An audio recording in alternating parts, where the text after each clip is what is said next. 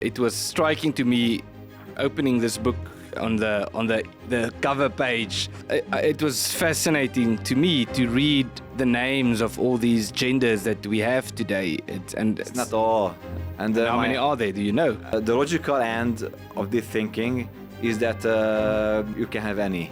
There is no limitless. No, it's limitless, because if you think that you does not fit the 72 or I don't know how many genders we discovered or rather created, you are free to create a new one. If you had to try to answer the question, where does gender theory come from a more philosophical perspective, what is the origins of this? I used to use to explain it like if you buy a washing machine, it has some kinds of instructions how it can be used, and if you don't use it that way, it will go wrong. If the washing machine is wrong because when you got it from the shop it didn't work, it does not mean that it's an alternative washing machine. It means that it has some construction problems and you can send it back. Yeah.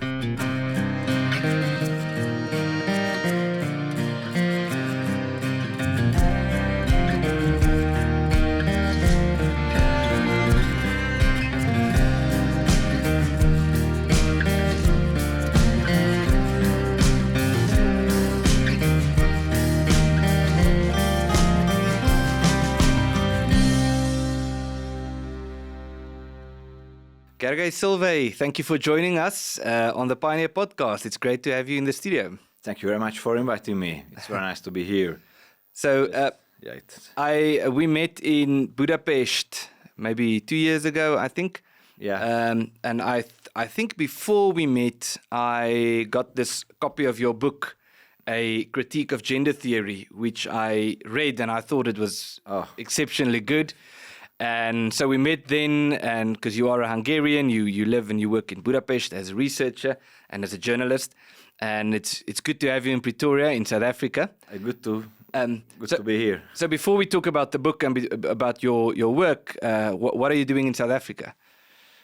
In South Africa, I am invited by academia to give lectures on gender theory and some other lectures on political theory, like I research to write a book on Christian political realism, avoiding some excesses of political realism like cynicism and anti-moral sentiments, and also avoiding kind of moral utopianism. So navigating in between the two, keeping morals but being realists. That's the stuff. And also I will give a lecture on what I call the methodology of scientific discrimination, which will be my next book at Hungary, and it will be about how the progressive scientific institutions and scientists discriminate against conservatives and try to frame them as pseudo-scientists and this kind of things. But also, of course, I have visited already Solidaritet at the AfriForum and the institutions of the Afrikaner community here, which is and I got your books on Guy Debord and on the South African-Hungarian connections. So I am discovering the Afrikaner culture and history, which is very interesting because although not the same, but there are some similarities between Hungarian history and the experiences and the Afrikaner ones, especially regarding the Hungarian minority in countries around Hungary. So it's very interesting. Yeah. So talking about pseudoscience, it was striking to me opening this book on the cover page. Yeah, designer. Managed to do that. so it was fascinating to me to read the names of all these genders that we have today. It's not all. It's just it's only some of them. Which had place on that. So I'm just going to read some. So genderless, demigirl, female, gender fluid, intergender, neutra, genderqueer, bigender, third gender, androgen, female, agender, gender fluid, intergender neutral. Is that the correct? Transvestite, NB. So who came up with all of these? Yeah, when the designer came out with the idea of that illustration, she said me that I should have I should translate the stuff. I mean that's the English original, but I had to translate all of that names or expressions into Hungarian. So to put it under the symbol, and it was a very hard job. We just don't have words for most of these things, and I had to somehow translate it in Hungarian, which was really even harder than to write a book. Yes. But there are some of the symbols which we refer to the same as I think. Although I'm not. You can never be sure about these things. So and those are not all of that, because people every time ask that. Okay, how many genders we have then at the end? And how many are there? Do you know? Do we know? My answer is that maybe you have some at the Facebook, like 72, or there was this kind of news one time. But the logical end of this thinking is that you can have any. There is no limitless. No, it's limitless because the ideology behind that is that you cannot be constrained from outside to define yourself with any kind of gender. It means that if you think that you does not fit the 37 or 72 or I don't know how many genders we discovered or rather created. You are free to create a new one, which authentically reflects your own gender. So it means we potentially can have as many gender as many people live on Earth, or even more, because you can change and create a new one when you are you just I don't know, bored with your last one. Something like that. So I want to put a statement to you, and then you can respond by saying if you agree or disagree and why.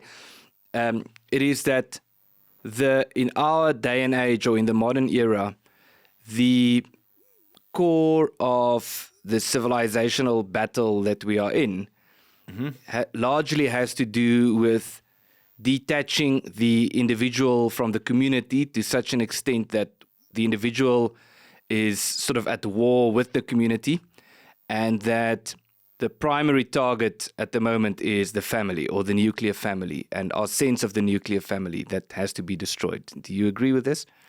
I agree with this with some additions that's true that Modernity's main project, which is, I guess, similar to the liberal project, to the project of liberalism, is that they put on, from the Enlightenment on, they put an emphasis on the autonomy of the individual and that it should be bigger and bigger, even limitless. And the first stage was to get rid of customs and institutions of the pre-modern era, like the church and this kind of things. The second is maybe to get rid of the community customs and laws, which are considered to be unjust, and partly they do it by, let's say, by the state. So they either can use the state against the local communities to make it bigger and bigger, or they can be anti-state. In this case, in this narrative, the state is the oppressive thing, and that's what you said. That's individual get rid of the communities, and the third one is that related to that ones is that now we are at the stage that we want to get rid of our biology and body. I mean, some of us. Yeah. It was not me. but there is an ideology to support it and to try to happen it, although it is essentially it is impossible, but nevertheless they try it. So what I like about the book is you explain what gender theory is, where it comes from, what it is like today, with some stories, shocking stories of parents being thrown in jail if they don't, agree with their children and so on changing their gender and so forth. But you also give a historical, philosophical overview of where did this come from. Mm-hmm. And it's not always easy to answer that question. It's not like you can pinpoint one moment in history and say this is where it was born. But if you had to try to answer the question, where does gender theory come from a more philosophical perspective, what is the origins of this? Yeah, the direct origins goes back to the middle of the 20th century, when the second sex was published, and it has states out that women are not naturally women, something like this, or their roles are not comes from biology, but it's history make them being a second sex behind males. It's not the exact quotation, but the basic thing is that the second wave of feminism in these times, with 4 or 5 main authors, let's call them the founding mothers. They created the idea that gender roles, female and male roles, are completely detached from biology, and they are just only social constructions. So it's you say there is a postmodern ideology or theory behind that. That's the social constructionist theory, and it means that it can be changed.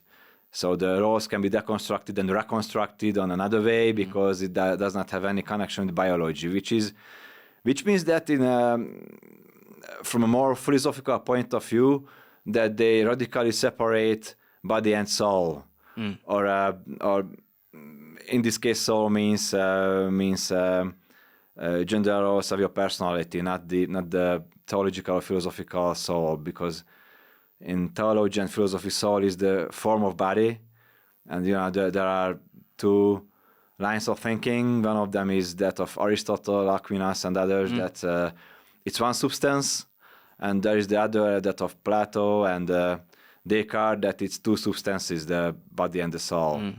And the second is called in philosophy substance dualism or Cartesian dualism. Excuse me to use very technical expressions, but this feminism, although not directly attached to this theory, also I would say Kant, who neglected body as some kind of accidental stuff to the bodiless person.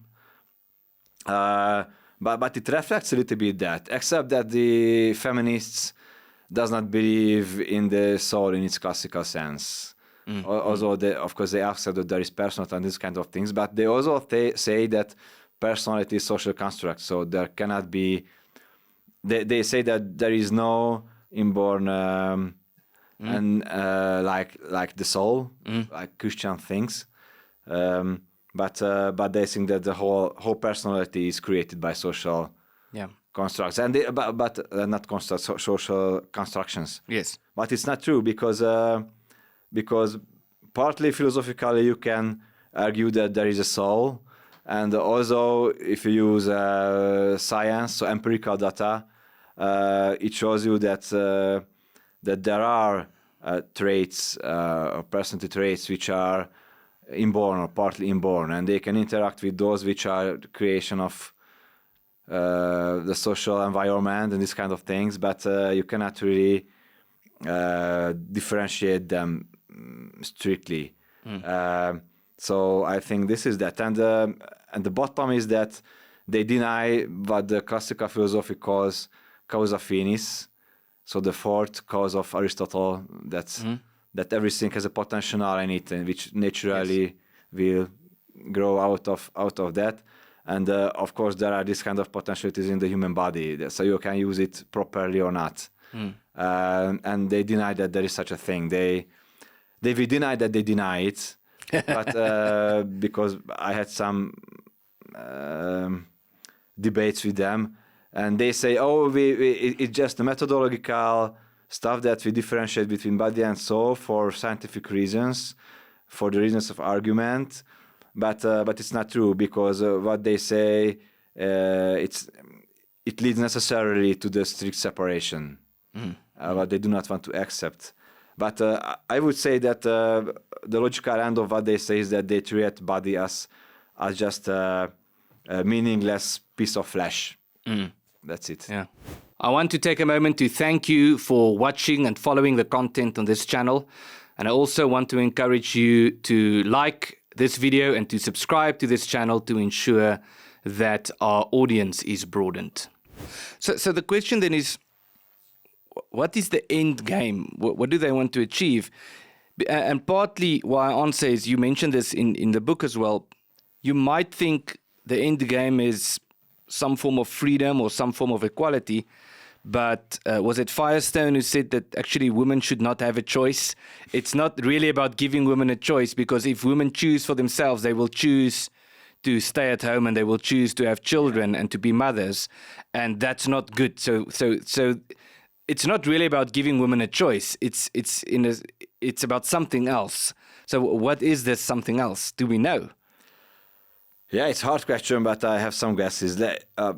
On face value, they say that they're for freedom and equality, and equality is essential for freedom for them, which can be contested because the communist experience is that if you strictly enforce equality, it destroys freedom. So you can't have freedom and equality. At least not equality of outcome. Yeah, of course. But they are increasing more and more on that side, on equality side, because they think freedom we come from that, because men want to oppress women and this kind of things, But it's very interesting that on the other side, of course, you can differentiate between different ideological traits in feminism and different writers.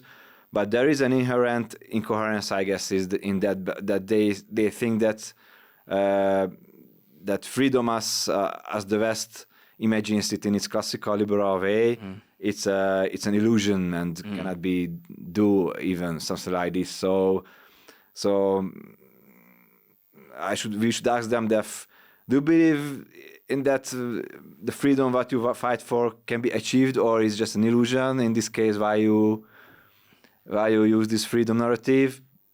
But beside that, there is an interesting saying that I also quote in the book a feminist writer from the 70s, Gale, who said that what they want to achieve is a kind of androgyn society in which your sex or your body does not define your sexuality and this kind of things, which means, I guess, that their deconstructive method, it's and their social constructionist views are not that. So it does not work on that. They neutrally came to the conclusion that things are socially constructed, or gender roles, and that means that they can deconstruct and reconstruct. But they wanted to deconstruct and reconstruct, and that's why they created the theory of social construction. So it was the other way. Of course, I cannot prove it totally, but that's my instinction. That's maybe they worked on that. So they want some kind of, or some of them, kind of androgyn society. Or I can quote a Hungarian guidebook on gender mainstreaming. Gender mainstreaming is the gender practice of gender theory, let's say, which was written more than 10 years ago, but it was deliberately for the use of governments. In that time, we had a socialist government. So, but later, 2 years later, we elected a conservative government, and that didn't use that, of course. Yeah. But they expressly states out in this outlet, some feminist writers, that that superficial equality is not good, or just some kind of small changings in the law, because what they want to achieve is that they want to change the basic structure of society. That's what they say, because the problems of gender inequalities can be undone just on that way. So they say that the basic structure of society and the basic values and thinking of society should be changed.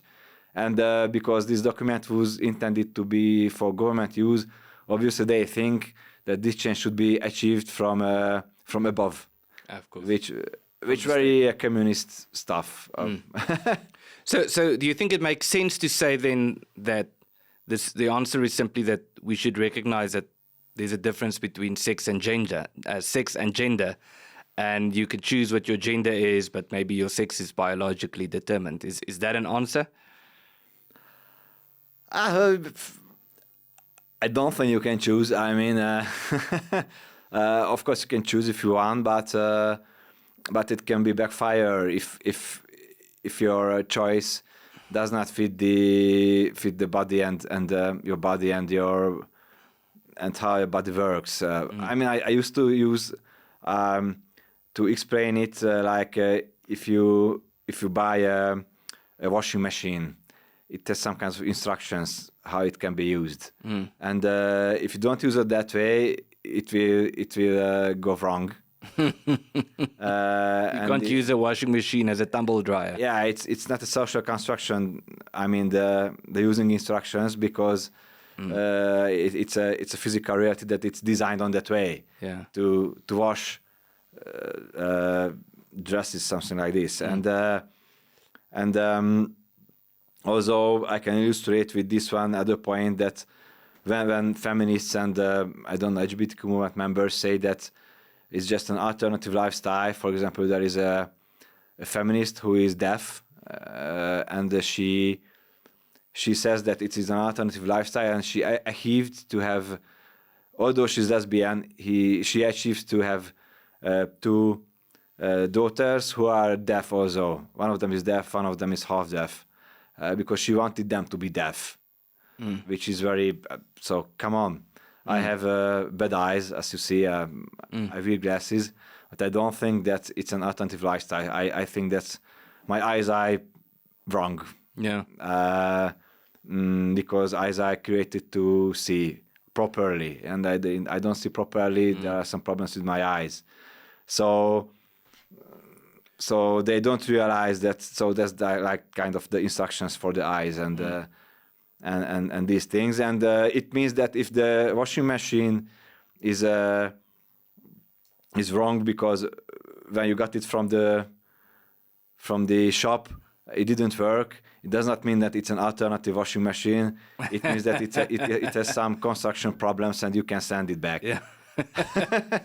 But that's probably the most, or one of the many alarming aspects of where things are headed, is this new phenomenon of championing disabilities as a lifestyle and then wanting children to have those disabilities so that they can, like you mentioned now, with a child being deaf, or wanting children to have amputations and things like that, because that's an alternative lifestyle and you want to give that lifestyle to the child.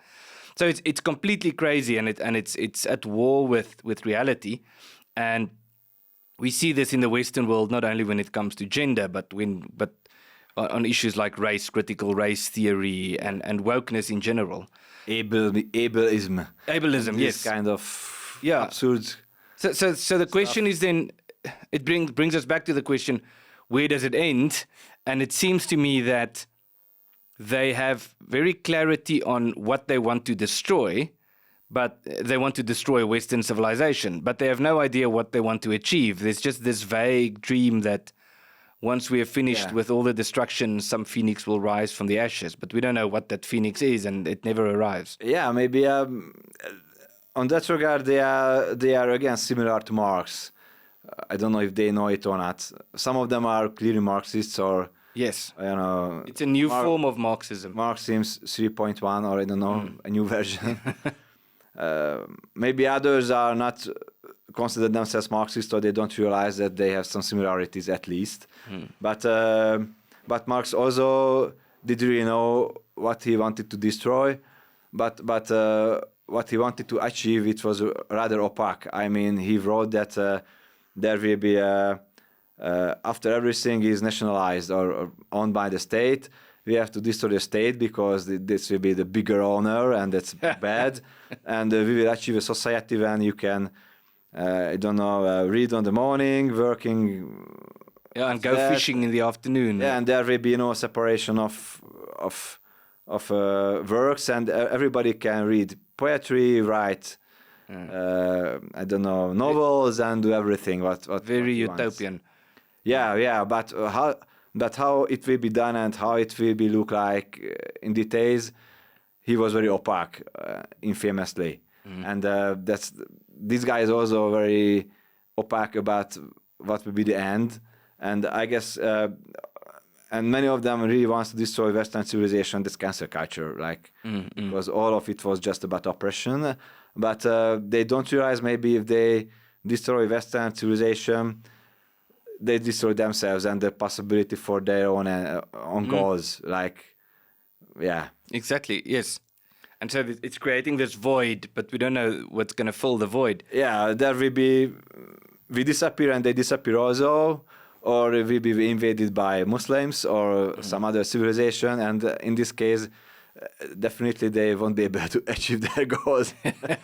Yeah. So to close off, then, what is the appropriate way to respond to this for a parent, father, or a mother, or people in the context of the family when you get confronted by this type of stuff? What would your advice be as a Hungarian, because the Hungarians have a unique perspective on this, but also as an academic who've done some research on the topic? Yeah, that's a hard question, because at Hungary, the government, clearly, it's conservative government, does not shy away from conflicts. So the last slogan for the elections of them was no war, no gender, no immigration. That was the Hungarian electorate. Of course, not all of the Hungarians support on that the conservative government, but more people support the conservative government on gender issues than those who themselves vote for the government. I so see. There are bigger coalition against gender than the right-wing voters. That's interesting. Let's say, and it's a deliberate strategy of the government. A little bit like the Reagan coalition, that there are issues on which people are more united than simply on which political party they like or which political side they vote. Because even, let's say, liberal Hungarian, many of the liberal Hungarians don't stomach the trans issue. Maybe don't have problem with same-sex marriage, but the trans issue is like more radical. Yes.